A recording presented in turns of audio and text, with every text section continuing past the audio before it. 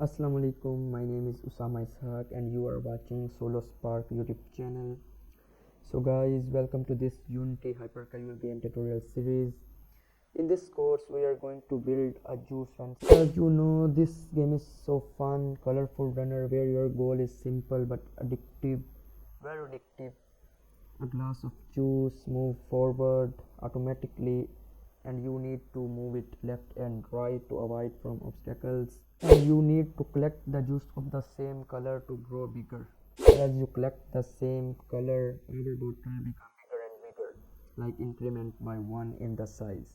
But if you hit the wrong color or an obstacle, your size shrinks. And in this course I will walk you step by step through how to make this game in Unity. We will create the player movements, swipe input, color matching system, growing bottle mechanics, obstacles and finish logic, like all the logics we cover in that course. Her mechanics को हम simple तरीके से समझेंगे, बिल्कुल beginner friendly होगा ताकि आप ये स्किल्स अपने फ्यूचर गेम्स में भी यूज़ कर सकें. If you want to learn how to make a juice run style game in Unity, subscribe and hit the bell to not miss any tutorial.